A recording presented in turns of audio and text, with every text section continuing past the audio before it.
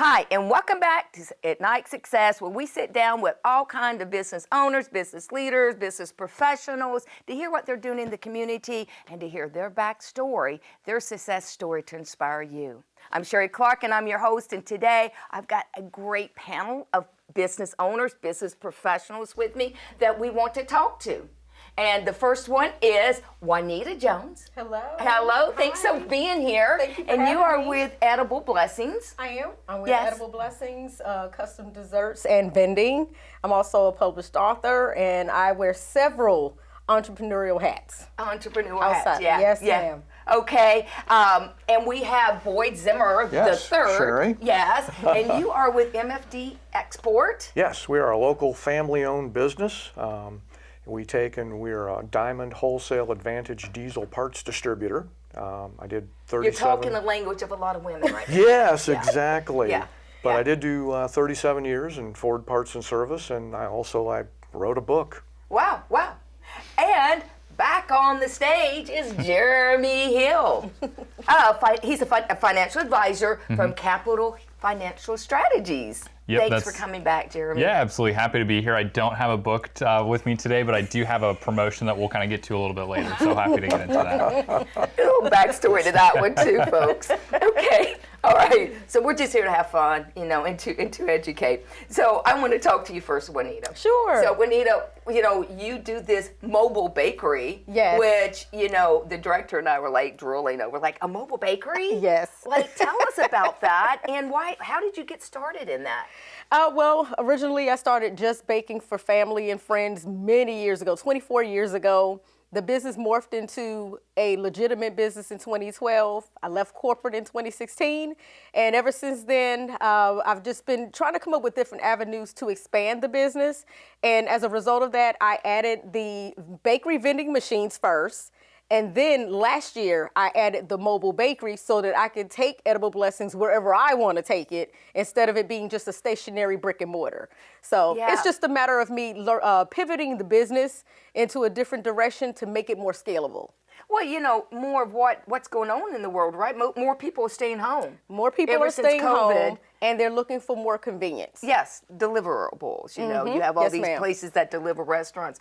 Good going. So, what is a bakery vending machine? Just like it sounds, and I've had several people that are like, I've never seen that before, or how do you keep it fresh, and things like that. They were actually custom vending machines that I had built specifically for Edible Blessings, and they hold all of my baked goods. Yum. And if you just, want to go grab a quick cupcake or a cake pop or whatever it is that I'm offering at that particular time, you literally can go up to these vending machines, you can push whatever you want, and it drops down, and they're all freshly made, and it's refrigerated. So it's basically like, the sandwich vending machines, but just for dessert. Oh my goodness. Wow. Okay. Yes. Those are not dangerous, I'm sure. Right? Yeah. Convenience. Yeah. It's all about convenience. Yeah, convenience. Yeah. Innovation. Innovation. You go. That's great. Boyd. Yes. You are an MFD Export. You talked a little bit about Yes. the diamond, and get into how did you get into that? Well, I used to be a service director for one of the large Ford dealers here in town. I managed a department. We had about 40 people in there. We used to do, believe it or not, 100 cars and trucks a day.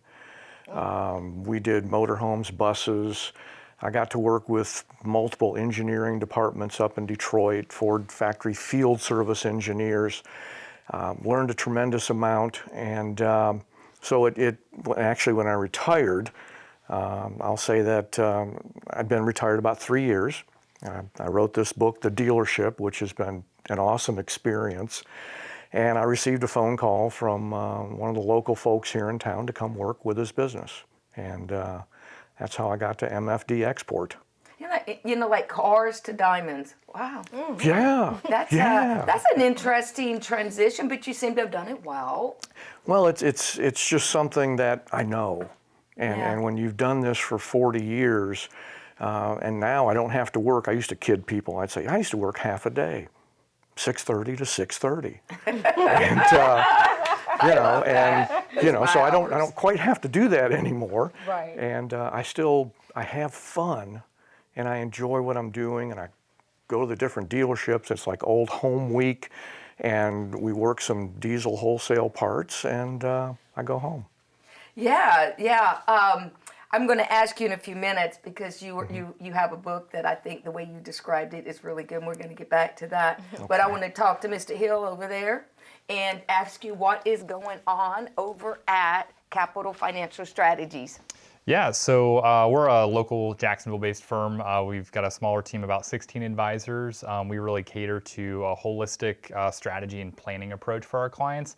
A lot of what we've been doing for the past year that I've been there is helping clients understand what best to do during the down market, how best to protect their investments, making sure that we're not buying out or buying in at the wrong times. We never try to time the market, but when the market is so drastically pulled back, there's a lot of planning and preparation that we have to do.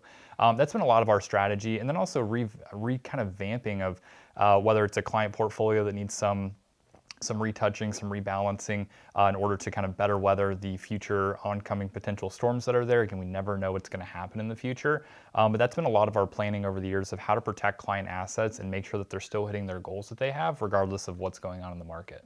Yeah, because, it can be a scary time, but I always use the phrase PPP, and that's prevention prevents panic.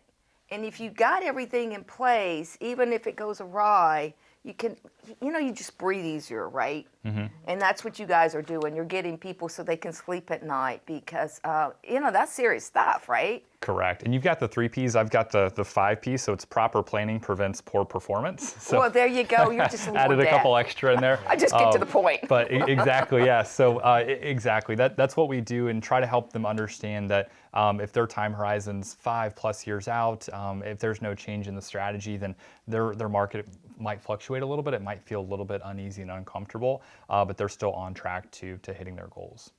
Well, good.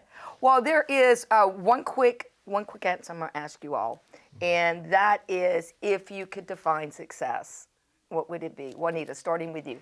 Such a loaded question, but I'm going to make it very fast. Okay. Defining success is overcoming any and all obstacles that are thrown your way and not taking you off your post of remembering your why.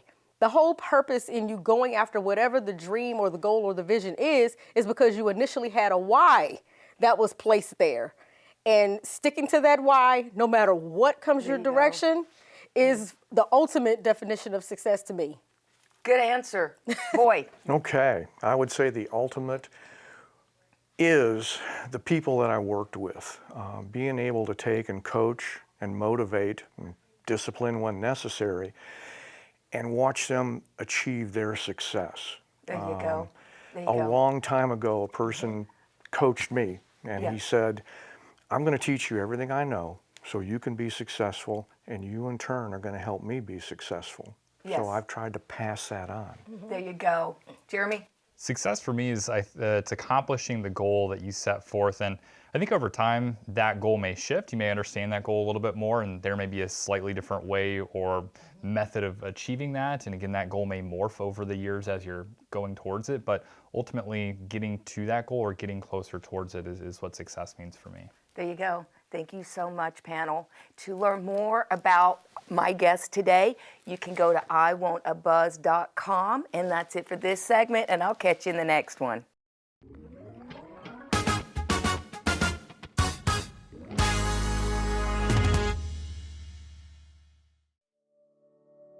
With Storehouse Media Group, we are an award-winning publisher, and we are everything books. We take an author who wants to write a book, whether it's with a concept and we help flesh it out and develop it, or we will write the book for them, or we edit the book, or we publish the book, and we can market it to bestseller. All of the above. We just everything books. That's what Storehouse Media Group is.